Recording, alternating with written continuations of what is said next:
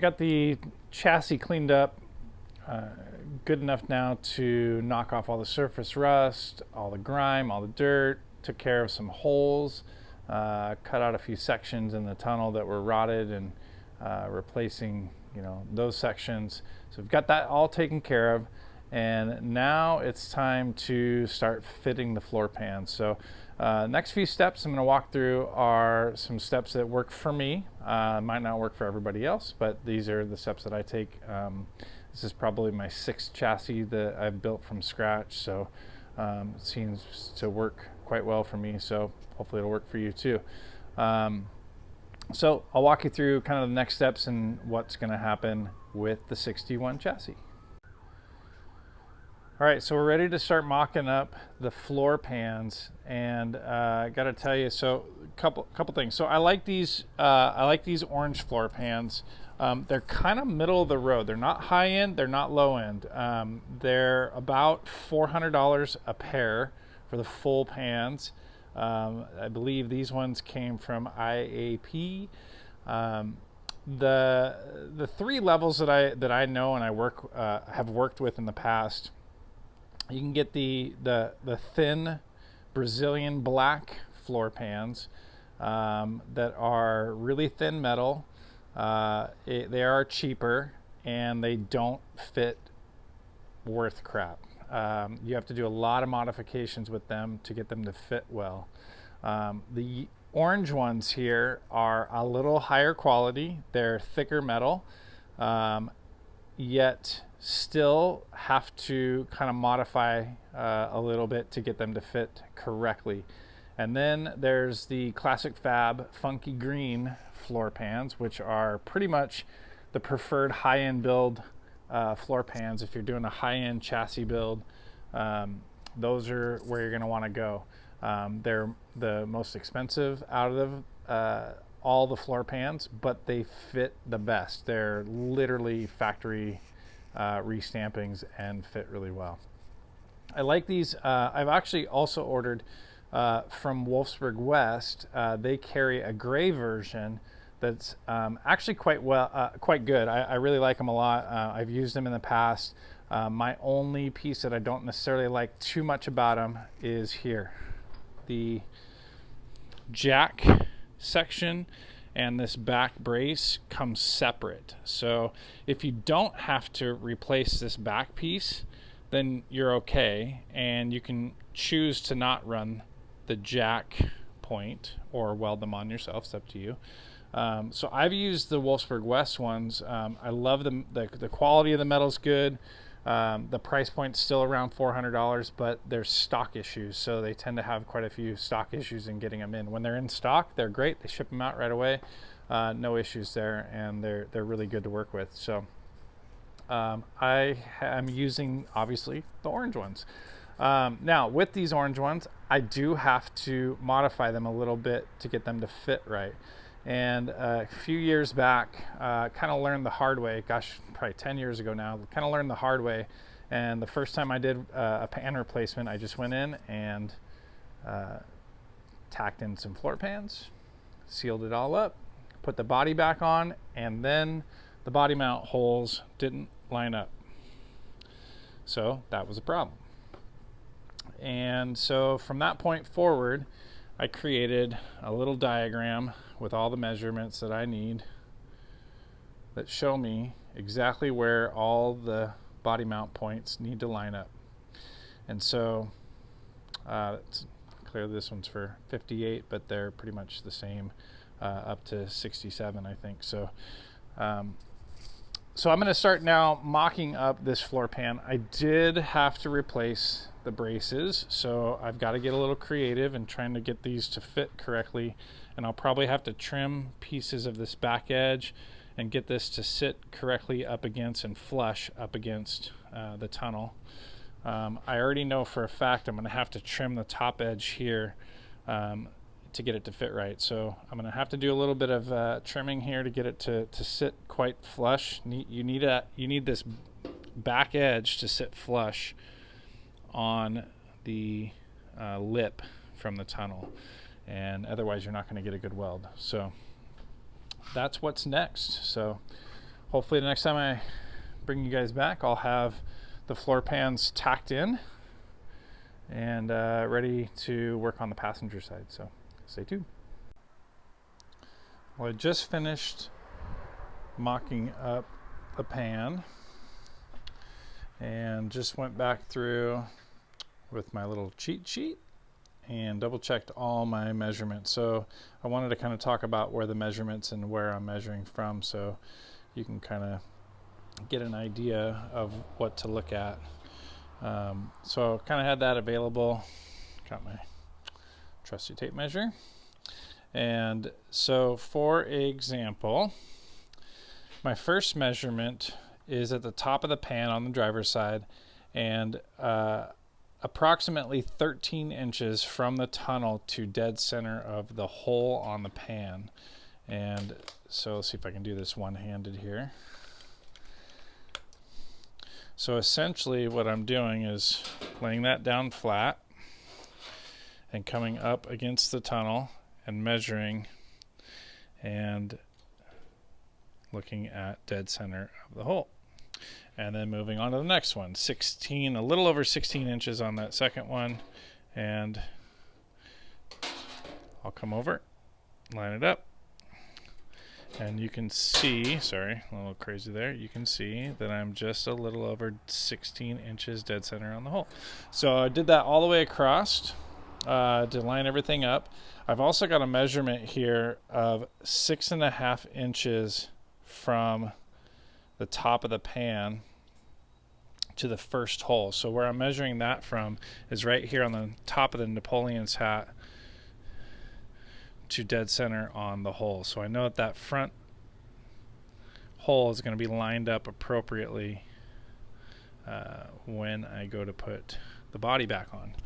Now, one measurement that I did not get, and that was because when I did this chassis a couple years back and took my measurements before I took everything apart, I actually took these measurements off a completed pan that was factory pans.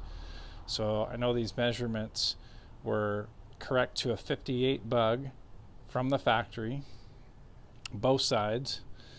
The one thing I didn't get though was the measurement on these two holes which mount behind the back seat.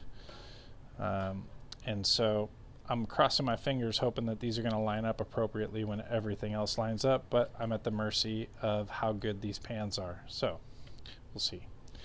Maybe I'll give you an update on that whenever that day happens, probably next year. So anyway, so right now we are ready to start tacking this in.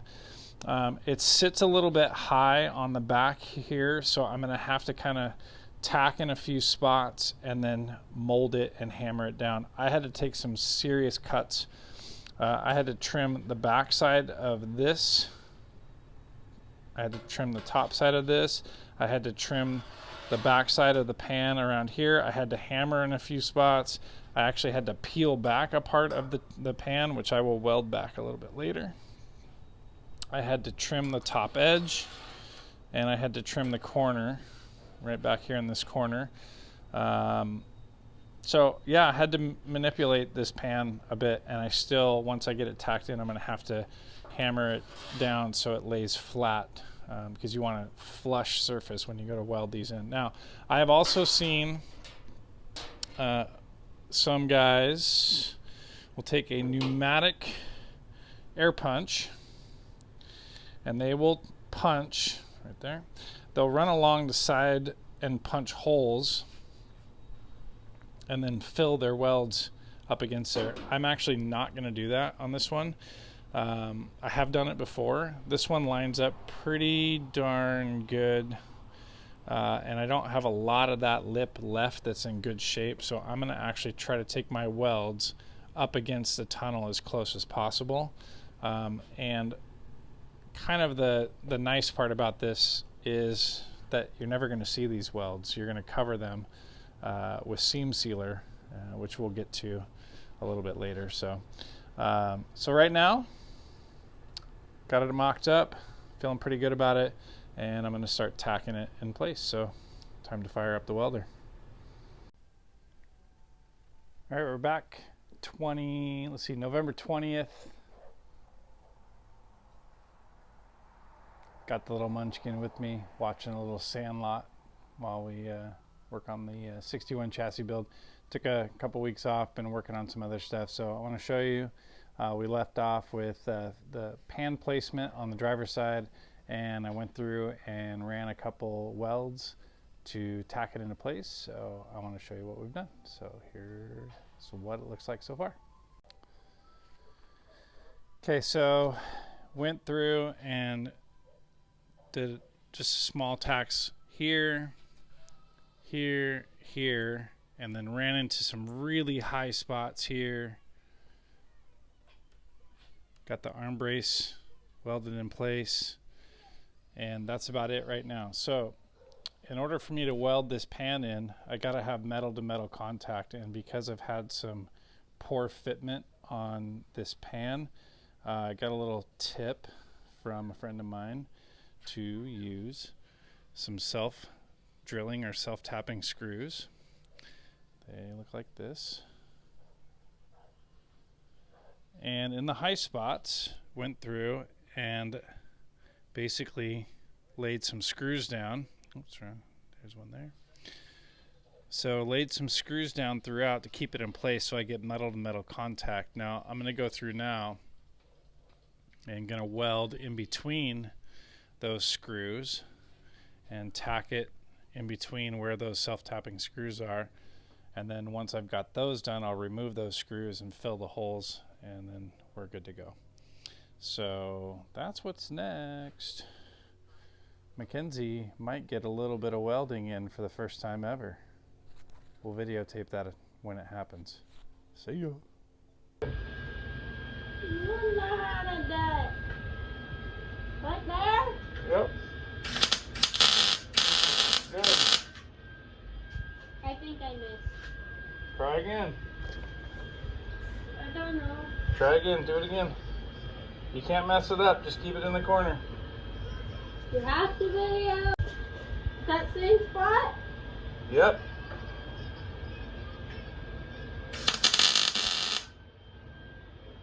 I missed.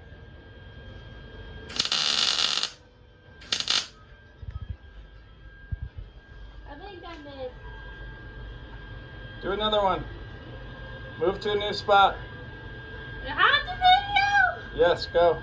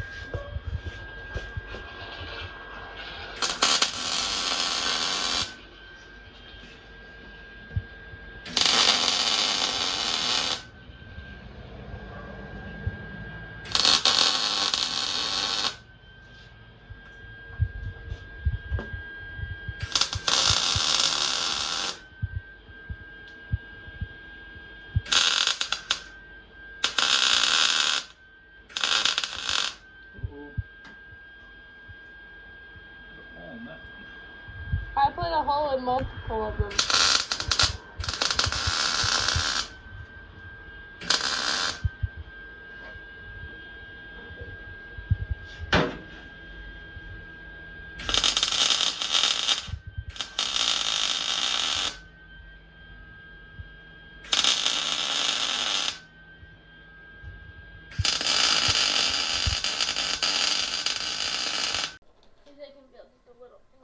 Where Mackenzie's showing you exactly where we welded. Okay, so floor pan is tacked in.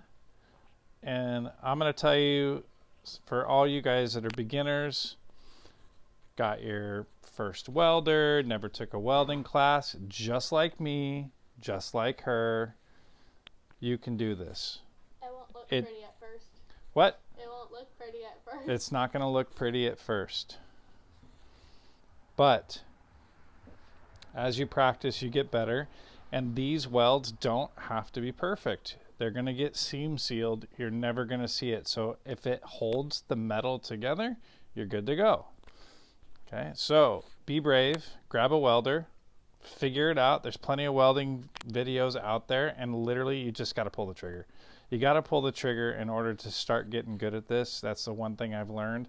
I was so super afraid of it, and you just got to get yourself a welding setup. I've got a Lincoln 140 HD. It's got a tank, got gas. Okay. Found it on Facebook Marketplace or OfferUp or something like that. $400 for the whole setup, and then I bought a cart.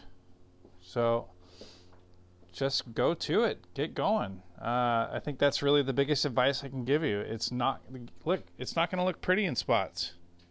Some of this stuff I'll grind down and clean it up a little bit, but as long as it holds metal to metal, you're good to go. I got a good weld here. Clean that up. It's a bit high. It's not a great weld. It's good enough. And I got a really solid weld on this. This is where the most of the weight's going to be when the body gets set down on it. So that's a good spot to make sure it's nice and secure. Okay, so get to it. Driver's side done. We'll do a little cleanup, and then we're on to the passenger side. See you soon.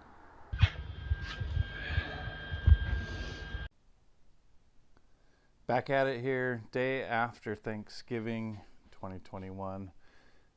Got the passenger side floor pan fitted and measured out. Got some of those self-tapping screws put in there, keep it in place, and now it's time to weld and clean up any nasty looking welds. I'm going to go through and clean a few of these up before we get ready to go to the next step. So this is the final stage of pan fitment and pan replacement, and we'll get in and clean this up and start scuffing it and getting it ready for some POR 15, POR 15.